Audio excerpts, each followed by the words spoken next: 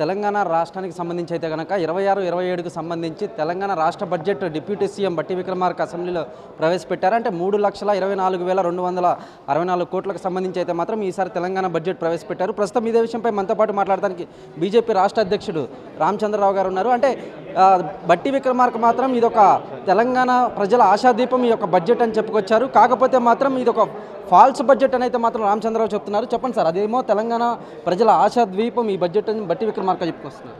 వాళ్ళు పెట్టేది వాళ్ళే కాబట్టి ఏదో చెప్తారు. కానీ లాస్ట్ ఇయర్ బడ్జెట్ ఈ బడ్జెట్ మన సేమ్ రిపీట్ అయింది.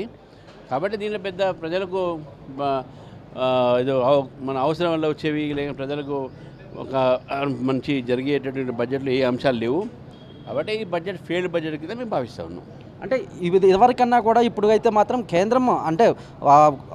కేంద్రం నుంచి నిధులు రాకపోయినా కూడా ఇది ఒక తెలంగాణ ప్రజల ఆశాదీపంగానే ఈ బడ్జెట్ ప్రవేశపెట్టామని అయితే మాత్రం బట్టి విక్రమార్క చెప్తున్నారు. వాళ్ళు ఏది చెప్పినా కూడా ఈరోజు తెలంగాణ బడ్జెట్ ఏదైతే ఉందో ప్రజలకు నిరాశ కలిగిస్తుంది. దాంట్లో రైతు బంధు ఇంకా 3 దఫాలు రావాలి, 2 దఫాలు ఇచ్చారు. అదేమైంది? విద్యా ఫీజు రీఎంబర్స్మెంట్ ఏమైంది? ఎడ్యుకేషన్లో ఎందుకు అలొకేషన్ తగ్గినాయి? హెల్త్ విషయంలో ఏం చేశారు? ఇవన్నీ కూడా ఉన్నాయి, దాంట్లో క్వశ్చన్స్ ఉన్నాయి. కాబట్టి ఇది రుణమాఫీ పూర్తి కాలేదు. కాబట్టి రకరకాలైనటువంటి ఒక ఫెయిల్యూర్స్ ఉన్నాయి. అవన్నీ కూడా మాట్లాడకుండా హైదరాబాద్ నగరానికి అలొకేషన్స్ లేవు. కాబట్టి ప్రతిదీ కూడా ఈ బడ్జెట్ ఏదైతే ఉందో కేవలం ఏదో అట్లా ఫ్యాన్సీ కింద పెట్టేసి చెప్పారు. ఇది రిపీటెడ్ బడ్జెట్, దాంట్లో పెద్ద ప్రయోజనం ఏం లేదని చెప్పి భావిస్తున్నాను.